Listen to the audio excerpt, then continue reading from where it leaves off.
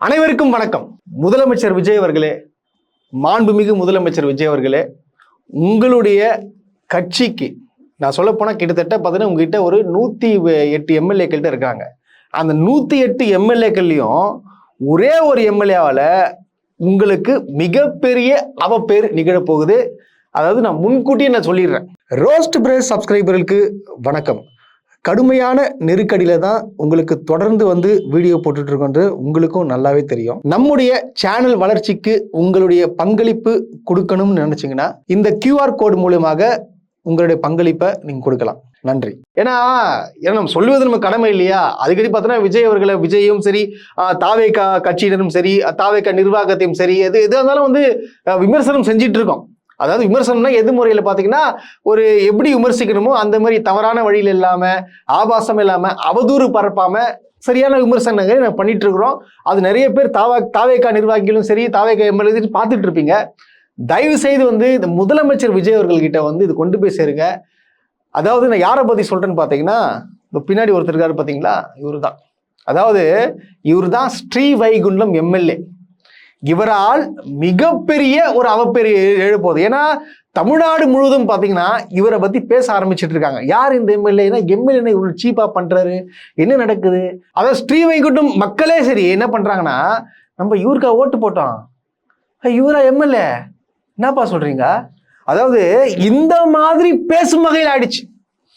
அதாவது மக்கள் பார்த்தீங்கன்னா இவருடைய முகத்துக்காக போடலை, யாருக்காக போட்டான்னு பார்த்தீங்கன்னா முதலமைச்சர் விஜய் அவர்களுக்காக தான் போட்டார். விஜய் மக்களுக்கெல்லாம் பிடிச்சி போச்சு. சரி, விஜய் ஏதாச்சும் பண்ணுவார்ன்றது ஒரே எண்ணத்தில், ஒரு நல்ல எண்ணத்தில் தான் பார்த்தீங்கன்னா விஜய் அவர்களுக்கு விசில் சின்னத்தில் ஓட்டு போட்டிருக்காங்க. இந்த சரவணன்றவருக்கு ஓட்டு போடலை. அதாவது ஆட்சி அமைச்சு தொடக்கத்துலேருந்தே அவப்பெயர் வாங்குறது யாருன்னு பார்த்தீங்கன்னா இந்த ஸ்ரீவைகுண்டம் எம்எல்ஏ. உங்களுக்கு எல்லாருக்குமே தெரியும், ஒரு பெண்ணை பார்த்தீங்கன்னா 2 பேர் பாலியல் கொடுமை பண்ணுறானுங்க. அதை கூட்டு போயிட்டு இதில் அவங்களுக்கு பாதுகாப்பு கொடுத்ததாக சரவணன் மேலே அவங்க பழி சொல்லியிருக்கிறாங்க. இதையும் சட்டசபையிலையும் பார்த்தா எதிர்கட்சி தலைவர் உதயநிதி ஸ்டாலின் அவர்கள் ஸ்ட்ரைட்டாக சொல்லியிருக்காரு, ஸ்ரீவைகுண்டம் எம்எல்ஏ மேலே கம்ப்ளைண்ட் இருக்குது, அவர் நீங்கள் என்னென்னு விசாரிக்கணும் அப்படின்னு சொல்லிட்டு அவரும் சொல்லியிருக்காப்புல. இது எல்லாருமே பேசியிருக்கிறாங்க. ஆனா அதோடு நிப்பாட்டாம தொடர்ந்து, அதாவது கட்சிக்கு அவப்பெயரும் உண்டாக்கும் வகையில தொடர்ந்து செயல்பட்டு இருக்காரு. அது என்ன செயல்படுறாருன்னா, இப்ப பாருங்க, அங்க ஒரு சந்தைன்னு ஒண்ணு இருக்கு. சந்தை, ஒரு ஏரல் ஊராட்சி சந்தை, மிகப்பெரிய ஒரு சந்தைங்க. அந்த சந்தையில பாத்தீங்கன்னா நல்ல மக்கள் நல்லா வியாபாரம் பண்ணக்கூடிய இடம், சரிங்களா? அங்கே போயிட்டு என்ன பண்ணுறேன்னு பார்த்தீங்கன்னா, அதாவது கான்ட்ராக்ட் முடிகிற ஸ்டேஜில் வந்திருக்கு போல். அது குத்தகைக்காரங்களாம் புதுசாக போட போகிறாங்க, இல்லை அவங்களே கூட இருப்பாங்க, குத்தகை எடுத்துருப்பாங்க. அவங்ககிட்ட போயிட்டு என்ன பண்ணியிருக்காருன்னா, இந்த மாதிரி என்னையும் கூட நீங்கள் சேர்த்துக்கோங்க, எங்களுக்கு சேர்த்துக்கிங்கன்னா எனக்கு கொஞ்சம் யூஸ் ஆகும் அப்படின்னு சொல்லிட்டு, சேர்த்துக்கினா எப்படி ஒரு அமௌண்ட் வரல, மாதம் வாரம் ஒரு அமௌண்ட் வரல, அந்த அமௌண்ட்டை கொடுத்துருங்க அப்படின்னு சொல்லிக்கிறாங்க. எவ்வளோன்னு கேட்டதுக்கு வாரம் 1 லட்ச ரூபா கொடுத்துருங்க. அப்புறம் அங்கே என்ன சொல்லிக்கிறேன் பார்த்தீங்கன்னா, வாரம் 1 லட்ச ரூபான்னு தர முடியாது, நீங்க என்ன பண்றீங்களோ பண்ணிக்கோங்க அப்படின்னு சொன்ன உடனே என்ன பண்றாருன்னு பாத்தீங்கன்னா, இந்த மாதிரி இது முறைகேடு நடக்குது சந்தையில, இது சந்தை சரியில்லை. அதாவது நிறைய இடத்துல தவறான வழிகள்ல காசை நிறைய மக்களை ஏமாத்துறாங்க, அது பண்றாங்க, இது பண்றாங்க. ஸோ இது நான் ஆய்வு நடத்தணும், அதனால சந்தை நடக்காது அப்படின்னு சொல்லிட்டு ஒரு பெரிய பேனரை போட்டு அன்னைக்கு க்ளோஸ் பண்ணிட்டாங்க. அங்க அதிமுகவினரும் திமுகவினரும் பொதுமக்கள்லாம் ஒன்று சேர்ந்து என்ன பண்றாங்கன்னா, நீனா மூடுறது, நாங்க திறக்கிறோம் அப்படின்னு சொல்லிட்டு எல்லாம் ஒட்டுமொத்தமா ஒரு கிட்டத்தட்ட ஒரு 500-600 பேர் மொத்தமா சேர்ந்து என்ன பண்றாங்க, அந்த கடையை திறந்து வியாபாரம் பண்ண ஆரம்பிக்கிறாங்க. தெரிஞ்ச உடனே இவர் என்ன பண்றாரு, அறிக்கை விடுறாரு, ஐயோ அது பெரிய பிரச்சனை நடப்போகுது, இது திரும்பி முதலமைச்சர் தெரிஞ்சா விசாரிச்சு எதுனா ஒன்று பண்றாங்க அப்படின்னு சொல்லிட்டு என்ன பண்றாரு, ஐயோ அப்படிலாம் ஒன்றும் இல்லைங்க, யாரும் வதந்தி பரப்பிட்டாங்க, அந்த மாதிரிலாம் ஒரு முறைகேடு நடக்குது, அதுக்காக தான் இப்படி பண்ண தவிர மற்றபடிலாம் ஒன்றும் இல்லைங்க, நீங்க கண்டினியூ பண்ணுங்கன்னு சொல்லிட்டு அப்படி நைஸா என்ன பண்றாரு, திறந்து விட்டுறாப்புல. அதாவது இவருக்கு ஏதாச்சும் ஒன்று கேட்பாரா, கொடுக்கலன்னா உடனே ஆய்வு நடத்தணும். அது என்ன ஆய்வு நடத்தணும்? ஆய்வு நடத்த வேண்டிய அவசியம் என்ன? எதுக்கு ஆய்வு நடத்துற? பாருங்க, இப்பவே முதல்ல அந்த பெண் விஷயத்துல பிரச்சனையாச்சு. இப்ப பாத்தீங்கன்னா இங்க சந்தையில லஞ்சம்.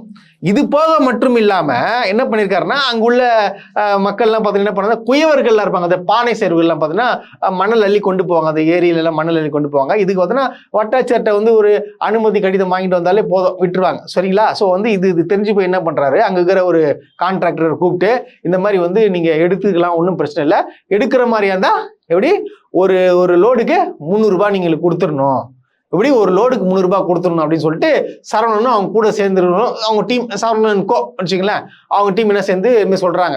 ஸோ இதையும் பார்த்தீங்கன்னா எல்லாத்தையுமே எடுத்து முன்னாள் எம்எல்ஏ அந்த எம்எல்ஏ பார்த்தீங்கன்னா தெளிவுபடுத்துற இந்த மாதிரி நடக்குது, தொடர்ந்து நடக்குது, இந்த மாதிரி தேவையில்லாத பிரச்சனைகள்லாம் பண்ணிட்டு இருக்காரு.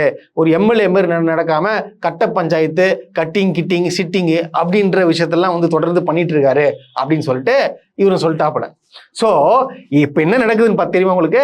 இதெல்லாம் வந்து பிரச்சனை வெளியே தெரிஞ்ச உடனே என்ன பண்றாரு, உடனடியா டக்குன்னு இப்போ பார்த்தீங்கன்னா என்ன ஒரு விஷயம் பெருசா போயிட்டு இருக்கு பார்த்தீங்கன்னா குதிரை பேரம் நடக்குதுன்றது தெரியல.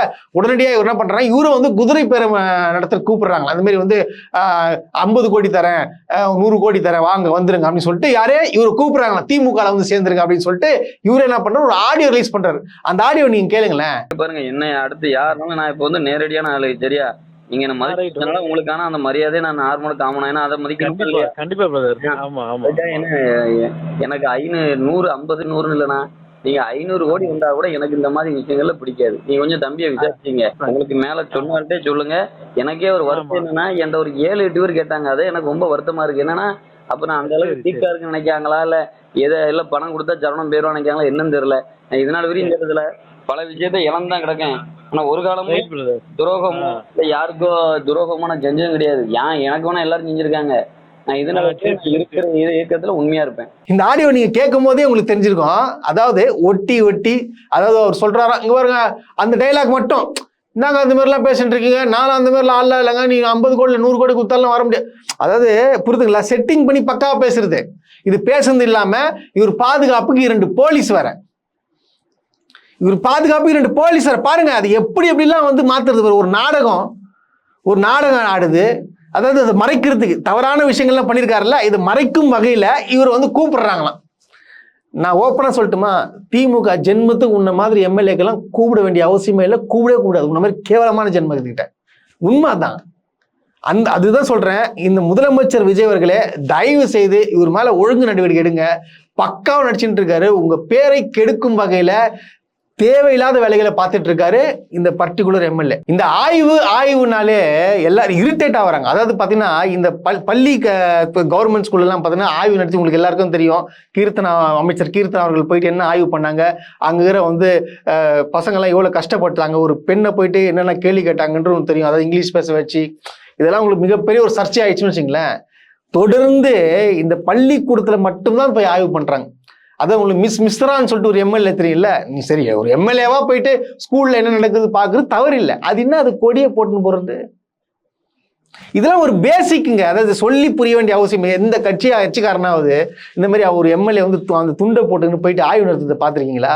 எப்போதுமே துண்டு போட்டு போவாங்க, ஒரு மீட்டிங்கோ இல்லை வந்து தலைவரை பார்க்கும்போதோ அப்படிதான் துண்டு போட்டு போவாங்க. ஒரு பள்ளிக்கூடத்துல யாராச்சும் துண்டு போட்டு போவாங்களா? போவார், இவர் போவார்.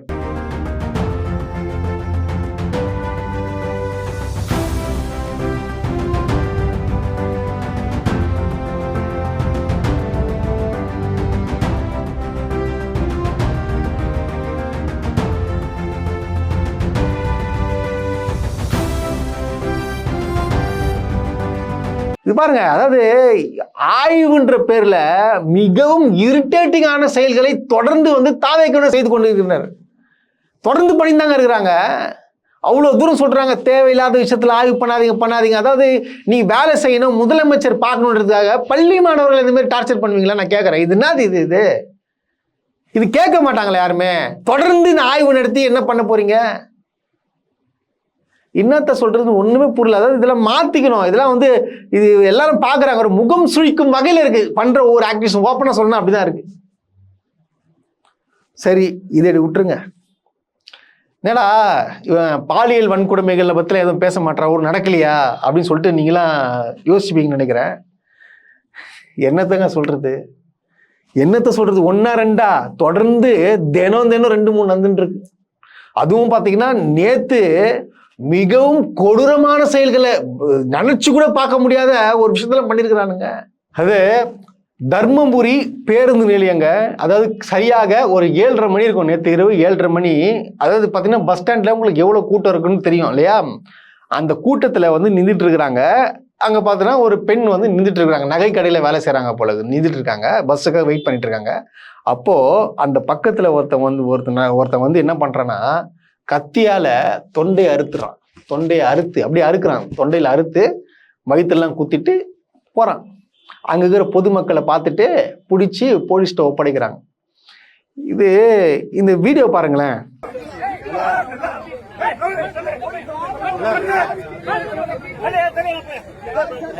பஸ் ஸ்டாண்ட்ல பொண்ணு காலி கழுத்தை எடுத்துட்டான். இதை நகைக்கடையில் வேலை செய்யணும். பையனை அடிச்சாங்க நிறைய.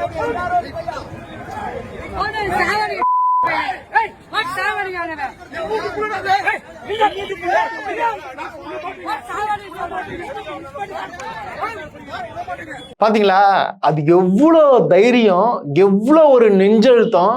கேட்ட காதல் விவகாரம் சொல்றாங்க, இல்ல போலீஸ் விசாரணை பண்ணிட்டு இருக்காங்க. ஒரு சைடு என்ன சொல்றாங்கன்னு பாத்தீங்கன்னா அந்த பெண் வந்து இறந்து விட்டதாகவும் சொல்றாங்க, இன்னொரு பக்கம் பார்த்தோன்னா இல்ல ஹாஸ்பிட்டல் இருக்காங்க சொல்றாங்க. அது என்னன்றது டீட்டெயிலா வந்து எனக்கு தெரிய போகுது. இதெல்லாம் பார்க்கணுங்க. அதாவது பெண்களுக்கு பாதுகாப்பு பாதுகாப்பு பாதுகாப்பு கொடுப்பேன் அப்படின்னு சொல்லிட்டு சொன்னாப்புல. அதாவது இந்த சிங்கப்பெண் படையெல்லாம் இருக்கு பார்த்தீங்களா, அவங்களாம் வந்து இரவு நேரத்துல தான் பஸ் ஸ்டாண்டில் ரோந்து பணியில் இருக்கணும், இந்த மிகப்பெரிய பஸ் ஸ்டாண்டில் இருக்கணும். ஆனால் பார்த்தீங்கன்னா சிங்கப்பெண் படையெல்லாம் அங்கே கிடையவே கிடையாது. அங்கே ஏன் இல்லைன்னு சொல்லிட்டு இல்லை, இரவு நேரத்தில் கட்டாயமாக இருக்கக்கூடிய இடம். ஏன்னா பேருந்து நிலையத்தில் தான் பார்த்தீங்கன்னா இந்த காம கொடூரன்னு சுற்றிட்டு இருப்பானுங்க. அவன் அயோக்கிய பையனை பூரா பார்த்தீங்கன்னா இந்த இரவு நேரத்தில் சுற்றிட்டு இருப்பானுங்க. அங்கே வந்து போலீஸ் கண்டிப்பாக இருக்கணும். ஆனால் பார்த்தீங்கன்னா அங்கே நேற்று இல்லாத சமயத்தில் என்ன பண்ணியிருக்கிறாங்க, இவன் வந்து அப்படியே குத்துறான், கரகரன்னு அறுக்கிறான். ஒருத்தர் சொல்கிறாங்க அறுத்துட்டாங்க வந்து கழுத்தை. ஏன்னா என்ன பண்ணுறதுன்னு தெரிலங்க. திடீர்னு பார்க்குறது பேசிட்டு இருக்கான்னு பார்த்தா டக்குன்னு வந்து பண்ணிட்டு போயிட்டான். ஆனால் பிடிச்சி பொழந்துருக்காங்க பொதுமக்களே. அதை விடுங்க, அடிச்சு கொண்டிருக்கணும் அந்த மாதிரி நாயெல்லாம். அவனெல்லாம் என்ன ஜென்மம், ஒரு பொம்பளை கிட்ட போய் வீரத்தை காட்டுறானுங்களா, என்ன பண்ணுறீங்க? இதெல்லாம் வந்து பக்கு பக்குன்னு இருக்குதுங்க. தொடர்ந்து பெண்களுக்கு எதிரான வன்கொடுமை தான் நடந்துட்டு இருக்கு. இப்ப நான் கேட்கிறேன், இதுவா வந்து திமுக ஆட்சியில் இருந்துச்சுன்னா என்ன நடந்திருக்கும்? நிறைய சமூக போராளிகள் வந்து போராட்டம் பண்ணியிருப்பான். ஐயோ எங்களால் வெளியே வர முடியல, அப்படி பெண்கள்லாம் உள்ள பூந்து என்ன பண்ணிருப்பாங்க. ஆனால் இப்போ அவங்களாம் எங்க இருக்கிறாங்கன்னு சொல்லிட்டு எனக்கு தெரியல, தேடிட்டு இருக்கேன். இப்போ நீங்க அவங்க கிட்ட போய் கேட்டு வச்சு என்ன சொல்லுவாங்க? 6 மாசம் பொறுத்துருங்க, 6 மாசம் பொறுங்க, உடனடியாக எல்லாம் பண்ண முடியுமா?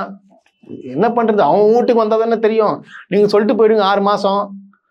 நீங்க பேசுவீங்க சப்போர்ட் பண்ணி. இப்போ நீங்க எப்படி வந்து கட்சியே அப்போ எதிர்கட்சியில கட்சி தொடங்கின உடனே என்ன பண்ணீங்க? தொடர்ந்து என்ன பண்ணீங்க? விமர்சனம் பண்ணீங்க. பெண்களை வச்சுதான் வந்து திமுக வந்து பாயிண்ட் அவுட் பண்ணி இது பண்ணீங்க. பெண்களுக்கு பாதுகாப்பு இல்லை, பெண்களுக்கு வளர்ச்சி இல்லை, அது இல்லை இது இல்லை அது இல்லைன்னு சொன்னீங்கல்ல. இப்போ கேட்க தானே செய்வாங்க. இப்போ இது பதில் சொல்லணும்ல, என்னன்னு சொல்லிட்டு ஏன் அப்படி பண்ணான்னு, எப்படி எந்த தைரியத்துல பண்ணா, யார் தைரியம் குத்தாச்சு பண்ணான்னு சொல்லிட்டு கேட்கணும்ல. என்ன நடக்குது? என்ன கொடுமையில கொடுமை. இதை விடுங்க, இவனாச்சும் வந்து எவனு இவங்க எந்த கட்சிக்காரன்னு சொல்லிட்டு தெரியல. இவன் இப்போ கட்சியில் இருக்கானோ இல்லையோ, என்ன பண்றானோ என்ன வேலை பண்ணதுன்னு தெரியலங்க. அதாவது இன்னொரு விஷயம் சொல்றேன், இது கேட்டீங்கன்னா கோபம் பொத்துக்குன்னு வருது. இப்போ நான் சொன்னது ஒரு பொதுமக்கள் ஒரு நந்துச்சு. இப்போ தாவேகா கட்சி நிர்வாகிகளே என்ன பண்ணிருக்காங்கன்னா, ஒரு பொண்ணு 15 வயசு பொண்ணு, சொந்தக்கார பொண்ணு போல இருக்கு, அதை சொல்றாப்புல அவங்க அப்பா பாவம் கஷ்டப்பட்டு பாவம் கூலி வேலை பண்ணுகிறாரு. என்ன அதான் இல்லைங்க போவான், என்ன பண்றது? 9th அதாவது பார்த்தீங்கன்னா 10th ஃபெயில் ஆயிடுச்சு போல. அதனால வந்து அந்த பொண்ணை வந்து வீட்டில் விட்டுருக்காங்க. சொந்தக்காரங்க, அதாவது டிவிகே நிர்வாகிகள் மொத்தம் 4 பேர் சேர்ந்துருக்காங்க. அதில் 2 பேர் என்ன பண்ணியிருக்காங்கன்னா, இந்த பெண்ணை, குழந்தைய 15 வயசு பெண்ணை தொடர்ந்து பாலியல் இது பண்ணி கர்ப்பத்தை கலைச்சிருக்கானுங்க. ஹாஸ்பிட்டலில் கூட்டின்னு போயிட்டு, இல்லை எப்படி அந்த டாக்டர் என்ன ஏதுன்னு விசாரிக்க எப்படி கலைப்பாங்க? இல்லை இது என்ன தைரியம்? அப்போ இந்த டிவிக்கு நிர்வாக தைரியம் கொடுத்துருப்பானுங்க, நான் பார்த்துக்கிறேங்க, எதாவது பார்த்துக்கிறேன், நீங்கள் பண்ணி விடுங்கன்னு சொல்லியிருப்பான மாட்டானாங்க. ஒரு அப்பா அம்மாவுக்கு தெரியாம எப்படிங்க அந்த டாக்டர் வந்து கருக்கலைப்பு பண்ணுவாங்க? அது சொல்லுது இந்த பொண்ணு, எனக்கு பயம், எனக்கு மிரட்டுறாங்க அப்படின்னு சொல்லிட்டு அவங்க 2 பேர் கதறி பேசுறாங்க. அவங்க அப்பாவும் அவங்க சித்தப்பாவும். என் பொண்ணை இப்படி இது பலாரிச்சாலும் பண்ணிட்டாங்க. விஜய் கட்சி இது மாசமா இருந்தது. என் குழந்தையாவுக்கும் தெரியும், மஞ்சிக்கும் தெரியுங்க. இதுவரையில என்கிட்ட எதுவுமே சொல்லவே இல்லைங்க. பிள்ளை 5 வயசு பிள்ளைங்க, 5 வயசு பிள்ளை தெரியாம போய் நாமக்கல் ஜிஹெச்ல போய் கிளச்சிட்டாங்க. இன்னும் இதுவரையில எந்த நடவடிக்கையும் எடுக்கலைங்க, எந்த நடவடிக்கையுமே எடுக்கல. எனக்கிட்ட கூட சொல்லவும் இல்லை, ஒன்றும் இல்லை. இதெல்லாம் இல்லை, நான் கேட்குறேன், டிவிக்கு நிர்வாகிகளே இப்படி பண்றாங்கன்னா என்னது இது? எனக்கு புரியலையே. இதெல்லாம் பார்க்கணும்ல. இது அப்ப என்ன சொல்லி ஆட்சி பிடிச்சிங்க? இந்த மாதிரி பண்றதுக்காக தான் நீங்க ஆட்சிக்கு வந்தீங்களா? எனக்கு இது தெரியல எனக்கு இது. அப்ப உங்க முதலமைச்சர் பேரை கெடுக்கிறதுக்காக நீங்க பண்றீங்களா? இல்ல உங்க விஜய் மேல ஏதாச்சும் வன்மம் இருக்கா? இப்போ திமுககாரன் வந்து எதுவுமே சொல்லங்க. இப்ப என்னன்னா விஜய்க்கு அந்த டிவிக்கு கட்சிக்காரன் தான் வேலையை பார்த்துட்டு இருக்காங்க. அப்போ அவங்க நினைப்பு என்ன, நம்ம பண்ண விஜய் ஒரு தான் கெட்ட பேர், அவன் கெட்ட பேர் ஆகட்டும் அப்படின்னு சொல்லிட்டு இந்த மாதிரி ஒரு மனசுல ஒரு வெஞ்சன்ஸ் வச்சிருக்கானான்னு தெரியல. ஏன்னா இவனுங்களாதான் இறங்கி இந்த மாதிரி வேலைகளை பார்த்துட்டு இருக்கிறானுங்க. பாருங்க, ஒரு 15 வயசு பொண்ணு கர்வமா இருக்கா, ஹாஸ்பிட்டல கொண்டு போய் அபார்ஷன் பண்றாங்கன்னா அப்ப என்ன தைரியம் அவங்க பண்றதுக்கு பண்ண முடியும்? அப்படி அப்பமாக்கு தெரியாம இதுல என்ன என்ன நடக்குது? என்ன தமிழ்நாட்டில் இருக்கிறோமா இல்ல வேற எங்க இருக்கிறோம்னு சொல்லிட்டு சத்தியமா எனக்கு தெரியலங்க. ரொம்ப இதுல கொடுமையான விஷயமா இருக்கு. இது நினைக்கும் போது பக்கு பக்குன்னு இருக்குது. என்ன இது போய் கேளுங்களேன். நிறைய பேர் இப்போ கூட சொல்லுவாங்க, நல்லா ஆட்சி சூப்பரா தானே போகுது. ஏங்க என்னங்க நீங்க எனக்கு எதுவும் வானாங்க, எனக்கு எதுவுமே எனக்கு வேண்டாங்க. பாருங்க சிரிப்பு பாருங்க, சிரிப்பு பாருங்க, அந்த சிரிப்பு, அந்த ஸ்மைல் பாருங்க, ட்ரெஸ் பாருங்க, இவ்வளவு அழகா இருக்காரு பாருங்க, அது போதுங்க எனக்கு. இது போதுமா? நல்லா இருக்கீங்களா? வேற என்ன நான் கேட்கறது? அதுக்கப்புறம் இன்னொரு விஷயம் கேளுங்க. இதெல்லாம் எங்க போய் முட்டிக்கிறதுன்னு தெரியல. இந்த அம்மா வந்து சொல்றாங்க முதலமைச்சர் கிட்ட தான், என்ன சொல்றான்னு கேளுங்க. விஜயா, ஏயா எங்களை இப்படி பண்ணுவாங்க? வாழ விட மாறுறாங்களே எங்களை. நாங்கள் அங்கங்க கிடக்கிறப்ப மீன் ஆஞ்சுதாயா நான் சாப்பிட்றேன். நான் கடையில் கூட வந்து பாருங்க. பாத்தீங்களா, ஒரு கண்ணீரோட முதலமைச்சர் ஐயா உங்களுக்கு ஓட்டு போட்டையா, கஷ்டப்பட்டு நான் வந்து மீன் வெட்டி வந்து சம்பாரிச்சுக்கிறையா, கஷ்டப்பட்டு வந்து கொஞ்சம் கொஞ்சமா குருவி சேர்க்கிற மாதிரி சேர்த்து ஒரு சின்ன வீடு ஒன்று கட்டிட்டு இருக்கேன் நாங்கள் வாழறதுக்காக. இந்த மாதிரி வந்து என்னை கட்ட விடாம நீங்க கட்டணும்னா 50,000 ரூபாய் கேட்கறானுங்க அவங்க கட்சி நிர்வாகிங்க அப்படின்னு சொல்லிட்டு யார் கேட்கறா? அந்த பாட்டிமா கண்ணீரோட கேட்கறாங்க, விஜய் ஐயா நீங்க பண்ணாங்க ஐயா. இதெல்லாம் பார்க்கும் போது நம்மளுக்கு கஷ்டமா இருக்கு. என்ன சொன்னீங்க? ஊழல் இல்லாத ஆட்சி, எவனும் கிட்டிங்லாம் வாங்கக்கூடாது, கிளீன் சொன்னீங்களே. இதுதான் கிளீனா? உங்க நிர்வாகிக்கு தான் தொடர்ந்து இந்த மாதிரி பண்ணிக்கிறாங்க முதலமைச்சர் சார், விஜய் சார். பாவமா இருக்கு சார், சத்தியமா பாவமா இருக்கு. உடனடியாக அது யாருன்ட்டு பார்த்து உடனே நடவடிக்கை எடுங்க. இது மிக பெரும் தவறான நடவடிக்கை. உடனே வருவானுங்க, உங்க ஆட்சி நடக்கலப்பா, உங்க ஆட்சி நடக்கல, எங்க ஆட்சி நடக்கலப்பா. இப்போ யாருக்கிட்ட வந்து அழுதுட்டு இருக்காங்க? எங்க அழுகுறாங்க பாத்தீங்களா? யாரு இப்படி நீங்க தான் பார்க்கணும். இது எப்பாற்பட்ட ஒரு கண்ணீர் கம்பளம் அவங்க பார்க்கும் போது தெரியுது இவ்வளவு கஷ்டப்படுற குடும்பம். அந்த கஷ்டப்படுற குடும்பத்துக்கிட்டே 50,000 ரூபாய் கேட்டுக்கிறாங்கன்னா இவங்க என்ன எங்க போய் சொல்றது? நேற்று பார்க்குறேன், உங்களுக்கு எல்லாருக்குமே தெரிஞ்சிருக்கும், அந்த 100 நாள் வேலை 150 நாள் வேலைன்னு நினைக்கிறேன். அங்கே போயிட்டு இல்லை நீங்களாம் வேலை செய்யக்கூடாது, நான் டிவிக்கு ஆளுங்க இருந்தால் மட்டும் தான் வேலை செய்யணும், இப்படி கத்தி எடுத்து ஒருத்தவங்க மிரட்டினா பாருங்க. அங்கே ஒரு மிரட்டு, இங்கே ஒரு பெண்களை குறிவைத்து இந்த மாதிரி வேலைகளை தொடர்ந்து பண்ணிட்டு இருக்கிறானுங்க. இது எங்க போய் முடிய போகுது, ஏது போய் முடிய போகுதுன்னு தெரிலங்க. இது வந்து எப்போதான் விடிய காலம் வரும் அப்படின்றத நாங்கள் கேட்டுட்டு இருக்கோம்.